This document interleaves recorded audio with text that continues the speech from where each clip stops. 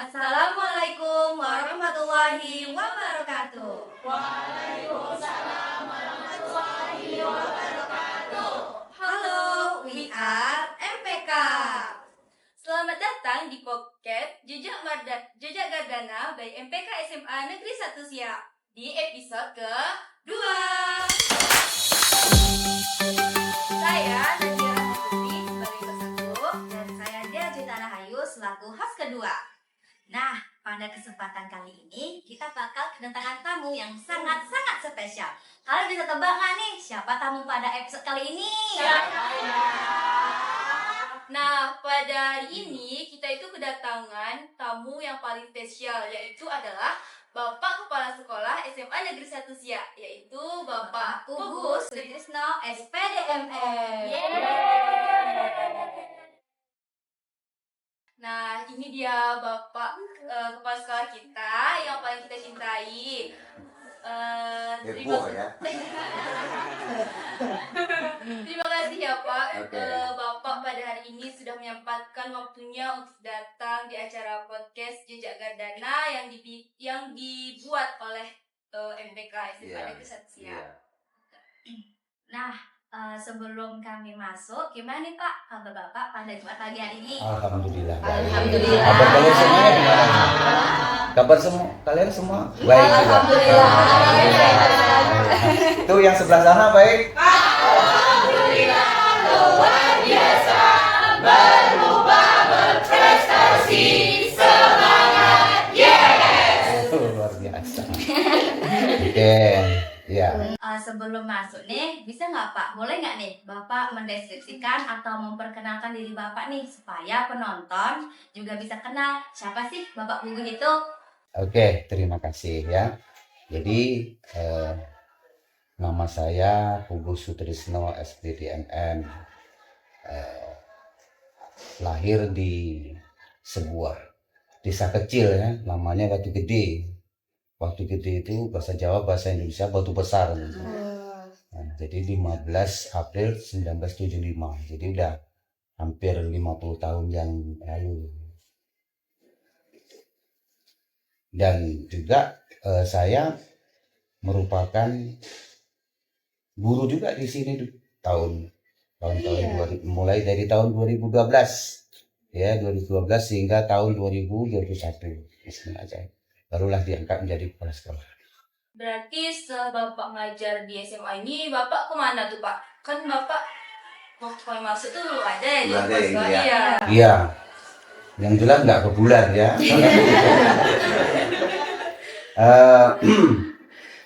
Waktu itu Bapak ditugaskan sebagai pelaksana tugas ya, di SMA Negeri 1 Kotogase. Sudah itu didefinitifkan sebagai kepala sekolah juga di sana. Dan Oktober tahun 2023 barulah Bapak dimutasikan ke SMA Negeri 1 Siak. Hingga sampai sekarang. Nggak tahu nanti dimutasikan. Terima kasih ya Pak sudah Iya. sedikit menceritakan Sedikit. perjalanan Bapak. Jangan banyak-banyak nanti. Nah, dengar-dengar nih Pak, Bapak punya karya sastra nih tentang jembatan Tengku Agung Sultan Latifah. Itu gimana sih Pak ceritanya? Oh iya, dia yang usia rekor muri itu ya. Gimana Pak cara? Iya, jadi tahun 2010 waktu itu Bapak masih menjadi seorang guru ya di SMP 2 Siak nih. Nah, jadi waktu itu jembatan kita ini Tengku Agung kan baru jadi ya kan, baru jadi. Nah, Bapak membayangkan bagaimana kegembiraan masyarakat Siak ini dengan adanya jembatan, ya kan, yang dulunya terpisah oleh sungai, transportasinya pakai sampan, pakai kapal dan lain sebagainya, ya. Nah, sekarang sudah ada jembatan. Maka dari itu, ketika semua masyarakat itu euforia, senang, gitu kan. Nah, Bapak duduk di sebuah sudut di bawah dekat kaki jembatan itu, gitu kan. Nah, di situ Bapak merenung. Nah, renungan itulah sehingga Bapak tuliskan menjadi sebuah puisi. Terus panjang puisi itu, panjang berhari, bermalam, berminggu, berbulan itu ditulis. sehingga hampir genap 2 tahun itu waktu itu menulis puisi. Ya, 2 tahun. 2 tahun hingga akhirnya jadilah naskah itu puisi. Ketika diketik, terus ya kalian juga seperti siswa juga yang melaporkan ke pihak Museum Rekor itu. Dia bilang begini, Pak, berarti puisi ini bisa masuk rekor loh Pak, karena panjang, banyak gitu kan. Baitnya itu sekitar 5.600 bait. Ya sudahlah, kalau memang kalian bisa, apakan saja. Maka anak-anak ini browsing, searching semua, terus puisi Bapak itu dilaporkan, akhirnya mendapat respon, ya kan, mendapat respon dari pihak MURI. Dan akhirnya Bapak mendapat dulu waktu itu apa namanya? PEX. Nah, mendapat PEX di kantor Bupati Siak, terus Bapak diundang untuk ke Jakarta mengambil sertifikat Museum Rekor itu sebagai penulis puisi terpanjang di Indonesia. Dan sampai sekarang Bapak masih sebagai penulis terpanjang di Indonesia. Itu ceritanya, itu yang Nebusia. Ya, judulnya juga Tengku Agung Sultan Al-Latifah. Ya. Oke, terima kasih ya Pak sudah menceritakan bagaimana sih cara Bapak bisa tercetus untuk menciptakan ide-ide menulis puisi tersebut. Sekarang kita lanjut ya Pak untuk sesi tanya jawab. Oke. Iya. Siap. Ya Pak, pertanyaan pertamanya, karena di zaman ini serba teknologi, bagaimana Bapak dapat memberikan kontribusi dan menerapkannya dalam edukasi? Iya. Teknologi dalam sebuah pendidikan itu sangat penting ya. Karena karena pendidikan saat sekarang ini kan memang tidak terlepas dari teknologi. Ya, baik teknologi informasi, teknologi dari komputerisasi dan lain sebagainya itu memang sangat penting. Jadi untuk menerapkan teknologi dalam sebuah pendidikan saat sekarang memang wajib hukumnya. Karena anak-anak sudah melek teknologi, kan begitu, ya kan? Jadi pendidikan yang jadul zaman dulu itu udah usah dipakai lagi atau udah harus kita kurangi. Jadi di sekolah ini Bapak itu punya program namanya guru rasa instruktur. Ya, guru rasa instruktur. Jadi apa itu yang dimaksud dengan guru rasa instruktur? Jadi begini, ini kan kaitannya pertanyaan dengan teknologi tadi kan, bagaimana untuk dunia pendidikan kan gitu kan. Nah, ini salah satu juga mungkin bisa diterapkan di sekolah ataupun bisa di-copy lah dengan sekolah-sekolah lain ya kan. Saya yakin dan percaya generasi-generasi sekarang ini suka. Salah satu contohnya begini. Jadi pertama, guru itu harus dia punya perangkat yaitu iPad atau komputer atau laptop, ya kan. Nah, iPad ini koneksi tanpa kabel dengan infocus, kan gitu. Nah, jadi ini apa kalau tanpa kabel? Berharap si guru atau guru dia bisa mobilitas di kelas itu bisa leluasa untuk mobilitas karena dia dipegang iPad-nya kan gitu kan. Nah setelah itu di dalam iPad guru ini terisi materi-materi baik online maupun offline ya kan. Nah ketika si anak misalnya si siswa menginginkan sesuatu yang baru, maka si guru itu tinggal browsing karena infokusnya sudah tembak ke layar, maka siswa itu dia hanya melihat dari layar apa yang dikerjakan si guru tersebut. Nah, apa uniknya lagi? Nah, ketika pembelajaran selesai, jadi materi-materi yang dari guru tadi itu bisa di-share balik dalam bahasa sekarang atau dibagikan lagi ke grup kelasnya.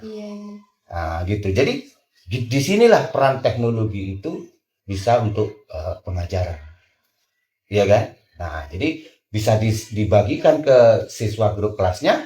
Jadi ketika siswa itu dalam artian zaman dulu ulangi lagi pembelajaran yang sudah diperoleh di kelas, sorenya dia bisa ngulang lagi, bisa menonton sambil masak kalian kan, sambil goreng ikan asin atau apa gitu kan. Nah, itu bisa ditonton. Jadi suara dari guru atau apa dari guru itu bisa ditonton kali, gitu, dan bisa diulang lagi, gitu. Nah, itulah harapan Bapak bagaimana yang paling efektif untuk penerapan teknologi itu dalam pembelajaran. Keren kan? Keren banget. Kira-kira di SMA kita ini udah ada belum Pak bibit-bibit untuk menerapkan tadi itu? Ada. Nanti kita dorong terus dulu itu. Syaratnya dulu tuh memang harus melek dengan teknologi, gitu. Karena kan sekarang memang zamannya seperti itu kan, gitu. Syaratnya harus melek, gitu. Dan sekarang kan konektivitas itu udah bisa, gitu. Dan bisa di-download, terus bisa di-share, gitu loh. Misalnya ke orang tua kalian atau ke masyarakat, atau mereka saling di antara kalian bisa berbagi, ya kan? Pertanyaannya juga di situ, terus apanya juga di situ. Nah, kira-kira apa sih Pak kendala sementara untuk menerapkan hal itu? Kendala sementara adalah sarana, ya kan? Nah, ini kan sebuah gagasan, ya, ide. Nah, nanti pelan-pelan kita akan lengkapi sarana itu, ya kan? Seperti di belakang kalian ini kan ada layar besar, nanti udah ada. Nanti kita unboxing dia kan, baru kita lihat isinya, apa isinya itu. Entah getuk kah, entah apa, pokoknya nanti kita lihat, ya kan? Nah, gitu. Oke. Sekali ya, jadi Bapak ini Semoga semoga harapannya ini ya. Ya, yang penting tugas kalian itu nanti terus mendorong guru, juga mendorong kami sebagai kepala sekolah untuk mewujudkan itu. Oke, terima kasih ya Bapak jawabannya. Lanjutnya ya Pak, yang pertanyaan kedua. Kan sekarang ini kita tuh, Bapak tuh lagi ada di masa Gen Z ya. Siswa-siswi semuanya udah bergen Z. Jadi gimana sih Pak situasi Bapak, sikap Bapak untuk menghadapi situasi Gen Z sekarang ini, yang ada yang bingal, ada yang ini, Yang sering melanggar peraturan lah. Iya, ya, generasi sekarang itu kan apa ya, diidentiknya seperti itu kan, begitu. Yang bandel, yang susah diatur kan, begitu kan, identiknya begitu, gitu. Tetapi kan kita bisa arahkan, ya, bisa arahkan ke dalam suatu kegiatan-kegiatan yang positif. Salah satu contohnya seperti ini, gitu. Nah, contoh seperti ini kan, nanti kegiatan seperti ini, ya kan, itu tidak berhenti sampai di sini. Artinya nanti kalian ini bersama dengan kawan-kawan tuh siapa tuh, ya kan? Nah, ini semuanya ini satu RT ini semua ini. Nanti kalian rapat lagi kira-kira apa kendalanya, ya, apa positifnya. Setelah manusia yang baik kan seperti itu, selalu evaluasi. Nah, kadang kita ini merencanakan, bolehlah, oke, mantap, ya kan. Melaksanakan pun kadang mantap, kadang evaluasinya yang nggak ada. Karena evaluasi itu penting. Kalian kalau tahu ada siapa yang pernah ke Jepang? Nah, pasti belum ada ya. Belum, Bapak pun belum, ya tahu. Gitu.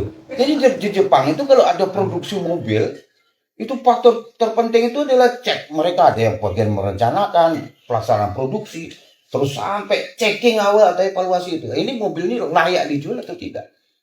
Nah, gitu. Maka dalam kehidupan kita ini juga penting faktor evaluasi. Nah, maka kegiatan yang positif seperti ini, sudah selesai nanti, itu kalian rapat. Nah, kira-kira kelemahannya di mana? Oh, kelemahannya pada gue nih. Nah, hostnya yang belepotan masih. Gitu kan. Itu diperbaiki lagi. Kan gitu kan. Jadi, ya, untuk menghadapi Gen Z, ya, pertamanya harus sabar. mengarahkan kepada hal-hal yang baik. Nah, itulah tugas kami sebagai orang tua. Artinya bagaimana menggembala kalian.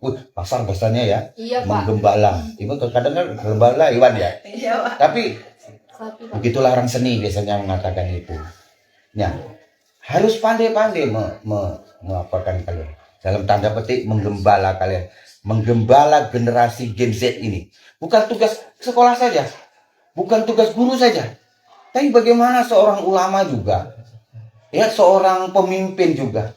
Harus pandai menggembala. Apalagi Gen Z ini kan ibaratnya antara masalah dengan kreativitas ini kan seimbang nih. Iya kan? Seimbang. Salah-salah mana yang lebih muncul? Apakah kreativitasnya? Apakah masalahnya? Atau problemnya itu? Nah gitu. Tetapi yang paling terpenting adalah memang kita, ya, guru, sekolah, ulama. Karena ini ya, Bapak ada mau cerita sedikit. Dan cerita ini pasti tak pernah kalian dengar dimanapun. Ya kan? Nah. Jadi kalau dalam sebuah tata surya, matahari, bumi, terus bulan. Kan begitu kan? Sekarang tugas bulan itu apa?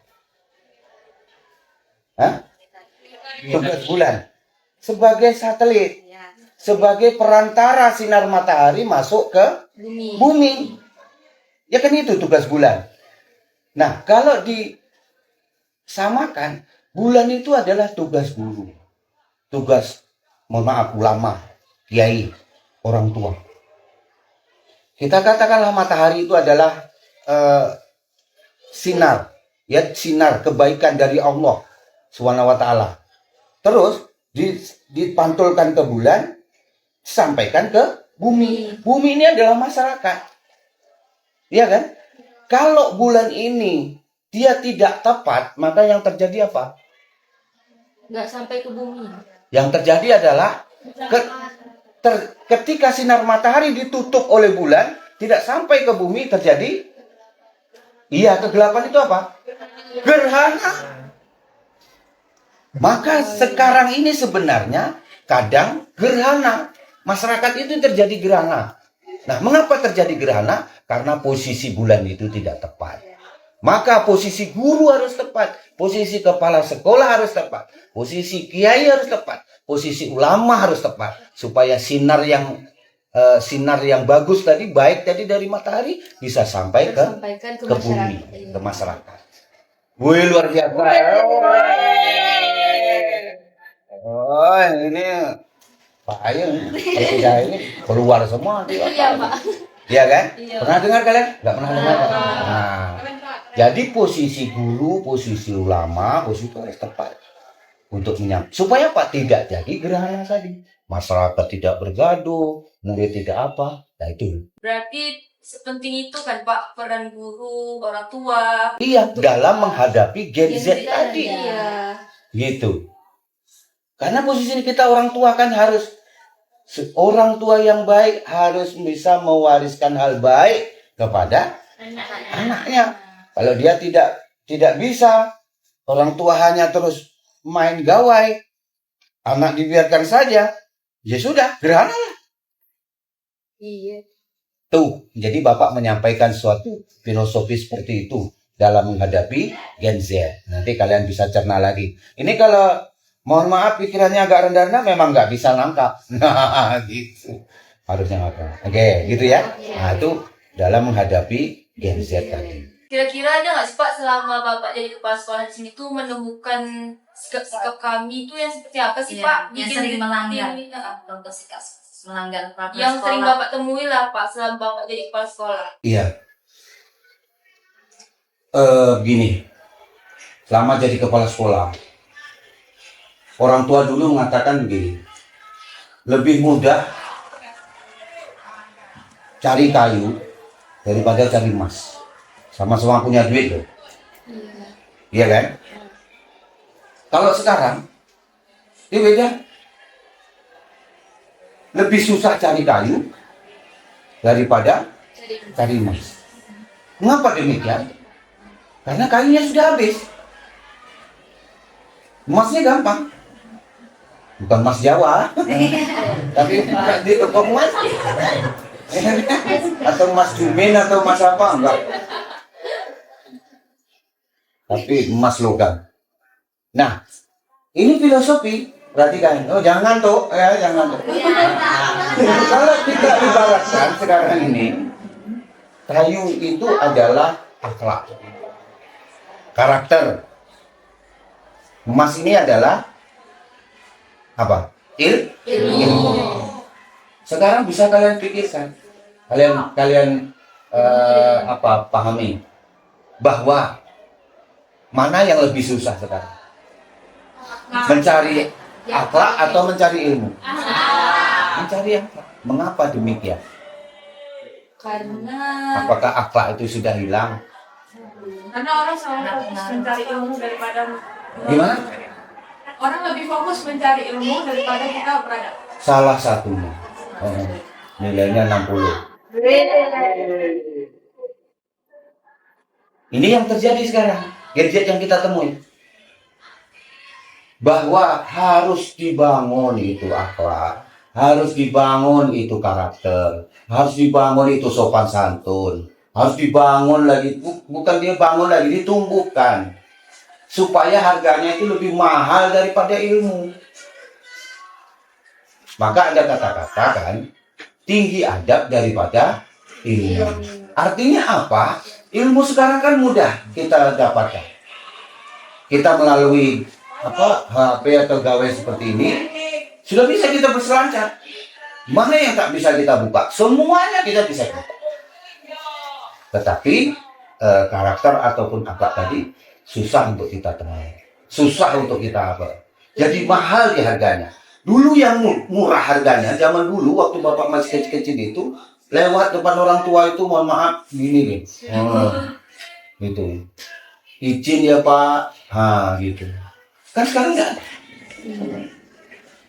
Ya, jadi inilah yang harus kita apakan. Sehingga yang berjalan begini-begini itu kan sangat mahal sekarang harganya. Karena mahal itu karena nggak ada. Ini juga kesalahan mungkin kami yang tidak bisa meneruskan kepada pada kalian semua.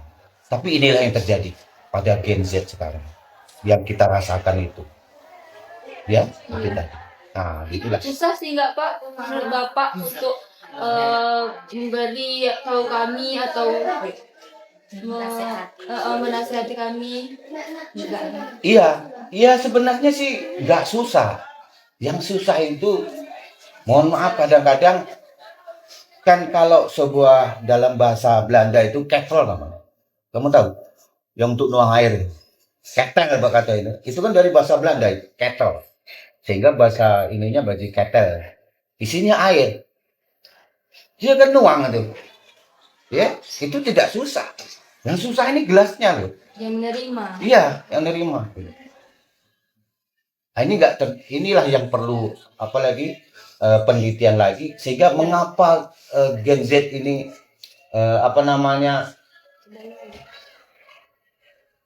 ya susah untuk diapakan gitu. Terus mengapa Bapak katakan tadi bahwa karakter akhlak tadi sangat mahal? Kalian itu seperti Gen Z, seperti gengsi. Itu yang terjadi itu. Gengsi. Misalnya kan, aku mau naik sepeda ke sekolah. Gengsi. Padahal itu manfaatnya luar biasa. Iya kan? Nah, kalau dulu kan enggak, memang begitu. Jadi zaman ada dulu istilah kemerdekaan di pengetahuan, maka sekarang istilah kemerdekaan itu dengan akhlak yang mulia. Kalau tidak, bangsa kita akan tenggelam dan hilang. Jadilah Gen Z yang memang menguasai ilmu pengetahuan dan juga menerapkan akhlak yang mulia. Maaf ya. semakin panas ini. Bapak udah ngasih solusinya gimana cara Iya. menghadapi Gen Z. Jadi menurut Bapak nih kendalanya tuh apa sih Pak? Apa benar Bapak setuju nih kalau misalnya sikap kami ini tergantung cara gimana orang tua mendidik? Iya, setuju. Jadi akhlak ini dibangun memang tidak mesti harus di sekolah saja. Ada juga peran serta dari orang tua. Maka nanti ke depannya Bapak akan hidupkan juga komite kelas, ya, agar bisa juga ikut andil dalam bagian mendidik generasi sekarang. Gitu. Gitu. Ya, Berarti itu tadi ya Pak kendalanya di gengsi kami ini sebenarnya kan? betul. Ya, kalau dipresentasikan tidak seluruhnya dari Gen Z, ya kan? Ya, ada juga dari kami para orang tua. Jadi mungkin kami akan mendorong bagaimana untuk menuangkan yang tadi itu gagal tadi. Nah, Gen Z harus juga bisa mengondisikan gelas sebagai penerima dari air tadi. Nah, gitulah kira-kira.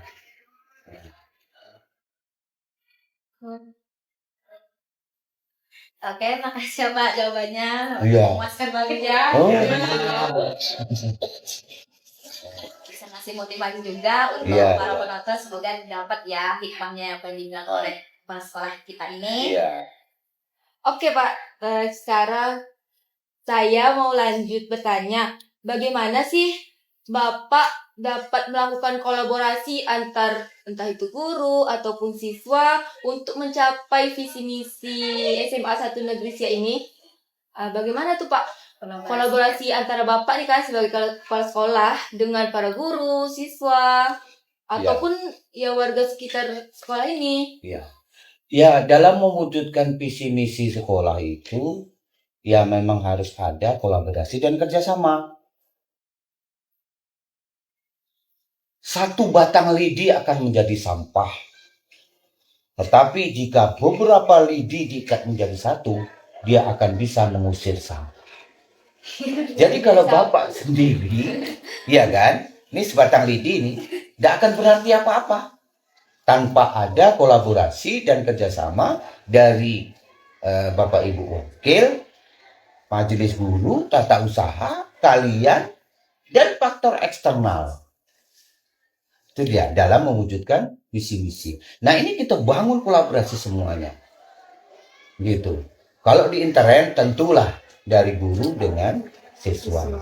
Misalnya nih, kan Bapak mau buat patokan SMA kita ini sekolah berbudaya Melayu. Ya kan? Sekolah yang berbudaya Melayu. Meningkatkan dan mempertahankan, melestarikan nilai-nilai luhur ya dari nenek moyang kita. Nanti, nah bagaimana untuk mewujudkan visi misi itu? Ya tentu kalian sebagai siswa, sebagai objek yang paling utama untuk mewujudkan visi misi itu. Ya kan, misalnya nih dalam sekali waktu, misalnya ada Bapak buat juga program sehari mengolah alam misalnya namanya, ya kan, sehari mengolah alam. Jadi kalian bawalah misalnya kayak contoh kecilnya tuh air tebu, bisa setahun tuh 4 kali, ya, bawa air tebu, nanti dimasukkan dalam sebuah kuali yang besar, dikasih api. Nanti kalau diaduk terus, apa yang terjadi? Jadi gula, ya kan? Nah, nggak jadi garam kan? Iya. Jadi gula, udah. Nanti entah 3 bulan kembali lagi, nah itu bawa santan, rebus lagi. Jadi apa dia? Jadi minyak. Jadi gula, jadi gula. Jadi minyak, iya kan? Nah, itulah, ataupun nanti kita buat misalnya kita pertahankan. Ada yang bawa minuman apa tuh? Bukan sih? Jenis mangga yang untuk laksamana mengamuk, apa tuh? Ini ya, bukan ku itu ya, tapi ku ini. Bawa ku itu ku ini itu, gitu kan. Nah, nanti ada yang bak santai segala macamnya. Kita buat minuman Laksamana Mengamuk. Terus kita buat edukasinya juga sebagai siswa yang kreatif, ya. Perbuatan sesuatu, apakah itu memproduksi atau mengapakan segala macamnya, itu harus ada nilai edukasinya. Harus kita edukasi. Gitu. Mungkin dari video maupun dari bentuk tertulis. Cara membuat Laksamana Mengamuk. Pasti kita edukasi. Ya kan? Bukan tidak mungkin. Mungkin saja generasi-generasi Z yang tidak tahu dia itu minuman seperti itu. Nah, maka ini kan butuh kerjasama, butuh kolaborasi, balik ke yang tadi untuk mewujudkan visi misi itu, misalnya sekolah kita berbudaya Melayu dan lain sebagainya, kan gitu kan? Itulah dia. Nanti misalnya ada jamu kunyit atau apa, parut di situ juga. Ini kan mahal yang seperti ini, kan tak pernah kita. Nah, itulah yang dilakukan oleh nenek moyang kita dulu. Ya, jadi kalian tuh mengenal. Coba misalnya Bapak tanya, ada yang tahu lesung? Nah, enggak tahu. Iya. Gadget sekarang kan lama-kelamaan itu yang disebut mahal itu dia. Nah, bukan aja melihat dari gambarnya, tapi kalian juga harus bisa melakukan itu. Zaman dulu kan buat tepung itu kan pakai itu. Iya. Sekarang kan bisa kalian. Jarang ya Pak jumpa rasanya. Jarang. Kalian misalnya tepung beras merek tertentu. Dah beli, selesai. Zaman dulu tidak, nak. Dia beras itu direndam. Setelah direndam dicuci, ditiriskan, baru ditumbuk. Ada sebuah alat itu namanya lesung. Satu lagi anak lesung lah pokoknya. Nah, lesung, anak lesung. Nah, gitu dia. Ditumbuk. Setelah itu ditampi. Tahu kamu tampi? Itu yang gini kan. Nah, itu harus kita hidupkan lagi di sini. Ya, supaya Gen Z yang balik ke tadi pertanyaannya sama nyambung supaya tahu. Nah, di situ bukan tidak ada karakternya, ada. Zaman dulu lesung itu menumbuk sampai beberapa orang. Setelah itu mereka bernyanyi, terus dia membuat musik dari lesung tuh, kan sebelum mereka bekerja. Disitulah muncul kegotong royongan, sikap toleransi, terus dan rasa-rasa sosial yang ada. Di situ muncul. Nah, sekarang Gen Z, apa bisa HP ini untuk bisa paling-paling nanti ya berkumpul lewat grup, lepas itu menggibah di dalam situ. Itulah yang terjadi, makanya harus kita munculkan. Oke ya? Nah, mantap kan?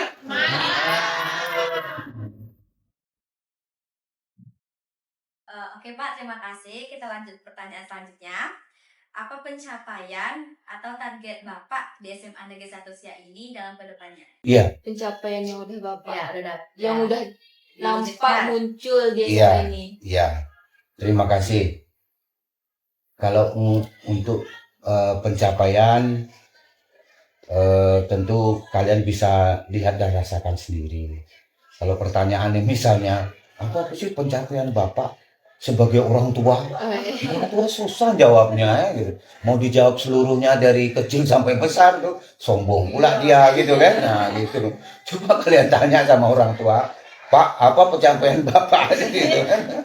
Pencapaian Bapak Gitu. selama menjadi kepala sekolah di SMA N1 Siak. Jadi kalau pencapaian, ya baru-baru kemarin itu waktu Bapak baru jadi sekolah sini, untuk siswa kan kita menjuarai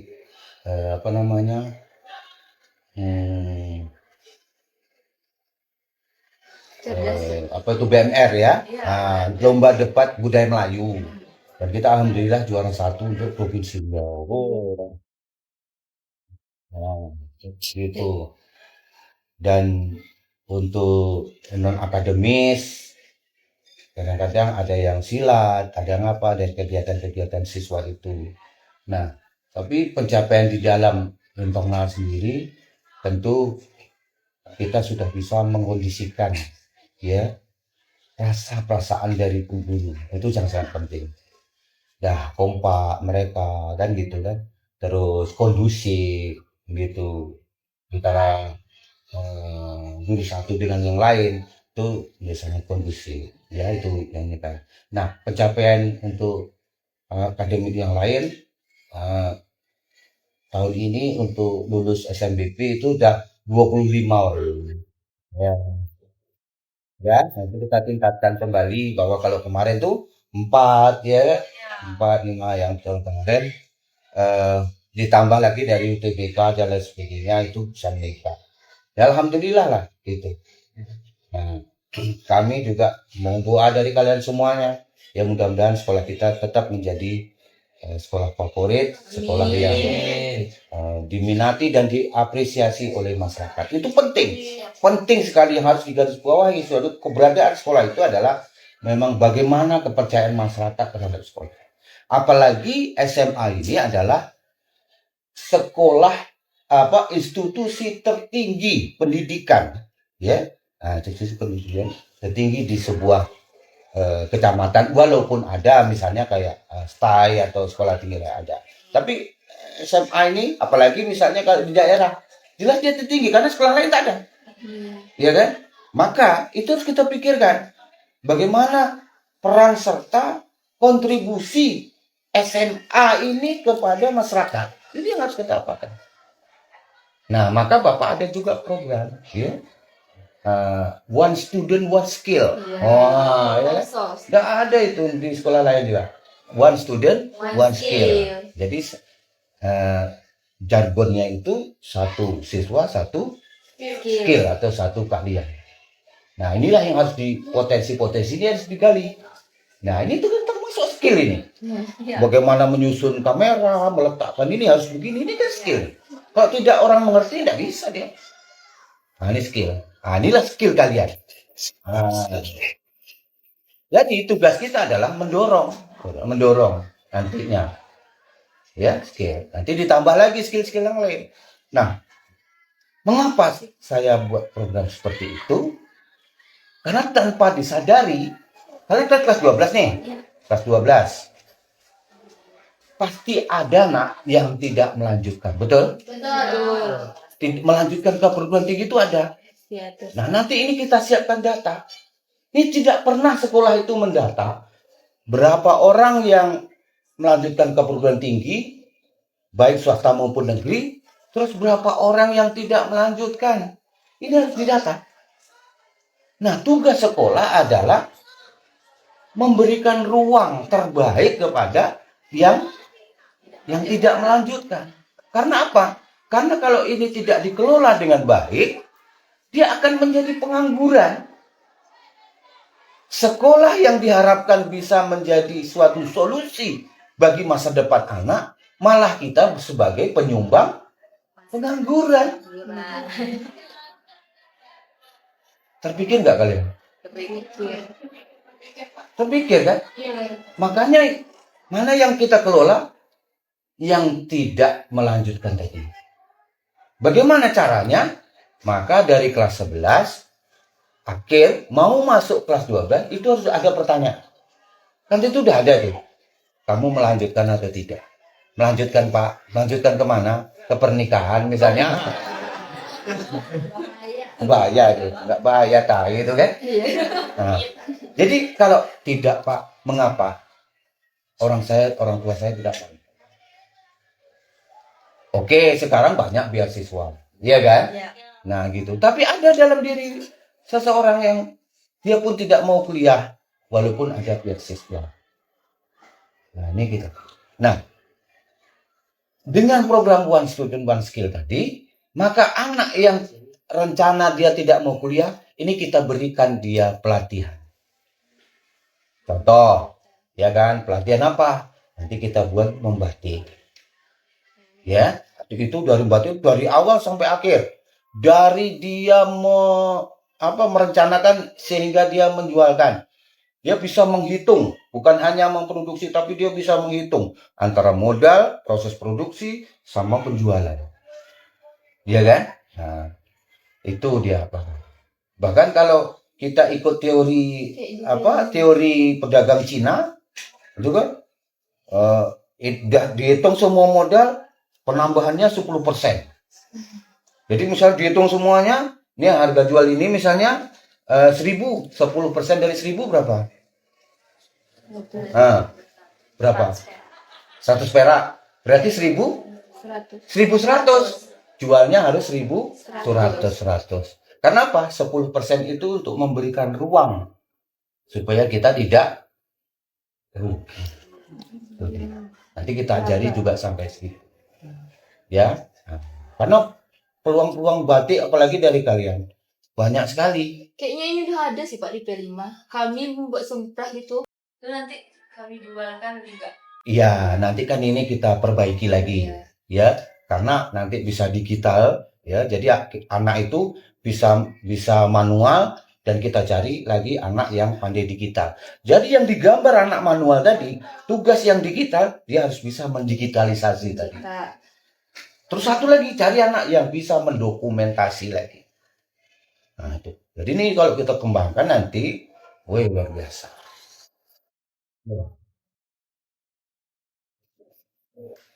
Seperti karena yang tadi berbudaya Melayu, mungkin ya satunya lagi merias pengantin. Ini khusus untuk perempuan, ya kan? Ya. Jadi kita belikan alat makeup tadi, si A merias si B, gantian si B merias si A. Gitu nanti. Ya setelah misalnya dia yang merias ini kita berikan sertifikat. Setelah lulus dia bisa ikut mak andam. Belajar lagi di situ. Setelah dia bisa punya kemampuan atau kompetensi yang bagus, dia bisa berdiri sendiri. Inilah yang kita harapkan dari anak-anak yang tidak dilanjutkan tadi. Berarti saya dikasih ilmu langsung dikasih praktiknya kan? Iya. Langsung dikasih sertifikat. Nah, sertifikat itu bisa dikeluarkan dari lembaga-lembaga yang punya kewenangan. Contoh misalnya kalau misalnya untuk membatik, dari mana dia? Ada organisasi ataupun masyarakat membatik, itu bisa dikeluarkan dari situ nanti. Jadi dia bisa bekerja, gitu. Jadi artinya yang Bapak bangun, yang Bapak apakan ini bukan nyaingi SMK, tetapi dia ada bagian. Kalau SMK itu udah gak usah kita pikirkan. Misalnya dia bisa memikirkan bagaimana membuat rali, dia teknik bangunan, terus dia teknik listrik, itu biarlah dia ranah SMK. Tetapi mana yang ranah SMA? Itu tadi yang masalah budaya. Misalnya pengantin, membatik, membuat tebu ulo-ulo itu kan. Nah itu kan punya skill gitu. Terus menekat gitu. Jadi maunya Bapak itu SMA biarlah ngurusi yang budaya. Kalau SMK biarlah itu, kita enggak usah. Sehingga nanti ini akan lestari. Kalau tidak hilang. Nah, supaya generasi selanjutnya juga masih tahu apa budaya-budaya dulu kan Pak? Iya, itu dia tadi. Nah, itulah dia. Maka setelah nanti dia pandai, misalnya dia sudah lulus sekolah, biarlah dia berserikat, membentuk kelompok. Dia pula jadi bulan. Iya. Meneruskan itu tadi. Jadi dia membentuk kelompok, kita berilah dia sentra kewirausahaan pemuda. Nah, di situ prasekolah tidak berhenti juga di situ. Mencarikan lagi bapak asuh. Misalnya macam kami, ya kan? Bisa menjadi bapak asuhnya. Ya kan? Dia memproduksi lagi. Terus nanti bagaimana menambah misalnya kawan? Carilah Miko kawan lagi kalian. Nah, disitulah sebaiknya bahwa sekolah itu punya peran yang signifikan. Iya. Jadi tidak berhenti misalnya ente sudah lulus ya sudah, nggak ada apa-apa, nggak ada ikatan. Nggak gitu kalau cara berpikir Bapak bagaimana menjalankan sekolah ini. Dia harus sampai dia apa? Sampai udah lulus pun masih di ini kan. Iya. Nanti misalnya yang sudah lulus, dia sudah mahir atau menjahit, mahir. Dia bisa kita minta tolong untuk mengajari adik-adiknya di sini. Karena kemarin dia juga jadi siswa. Iya kan? Nah, dulu sekarang guru, dulunya juga murid. Nah, gitu. Itu pepatah dari lupa Bapak sebenarnya bangsa. Semua guru adalah bagian dulunya murid. Semua Pernah guru menjadi iya. Semua guru dulunya murid. Nah, jadi seperti itu juga. Nah, nanti dia mengajari adik-adiknya. Nanti tamat lagi nih, pandai lagi mengajari adik-adiknya. Itulah yang bisa. Ada penerus, ada Iya. yang diteruskan. Iya, ada yang teruskan. Iya. Itulah dia mimpi-mimpi Bapak. Semoga tercapai ya Pak, karena Amin. ini emang keren kali sih Pak. Iya. Betul-betul kayak sekolah betul-betul ada tanggung jawabnya, nggak lepas tangan. Iya, gitu aja. Emang itu. keren banget. Iya. Iya. Selama ini kan sekolah begitu. Iya. Dia anak murid saya. Dia sedang entah kerja apain gitu kan, bukan mengecilkan mereka gitu kan. Nah, itu terus ya sudah. Nah, kalau Bapak itu memang betul-betul berdosa kan. Gitu. Kenapa? Memang dari awal jadi jaringan. Tapi kalau mereka sudah punya niat untuk melanjutkan atau udah itu kan sudah jelas. Walaupun nanti setelah mereka lulus dari perguruan tinggi tidak ada pekerjaan, itu salah mereka. Gitu aja. Ya udah pilihan kan Pak pas kuliah Iya. apa yang dia. Nah, gitulah kira-kira. Oke. Oke Pak. Mantap, Udah, kan? mantap banget.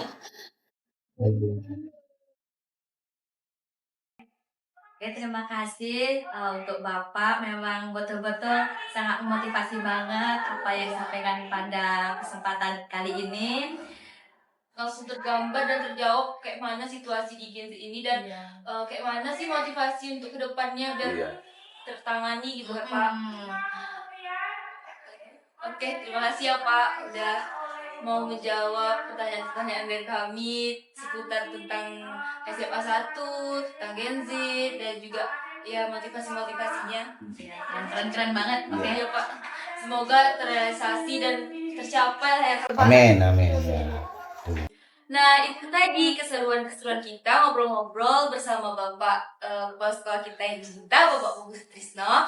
Dan semoga apa yang Bapak sampaikan dan apa yang sudah dia omongkan tadi dapat memotivasi kita dan memberi pelajaran kepada kita bagaimana cara kita tuh menangani situasi pada Gen Z kali ini.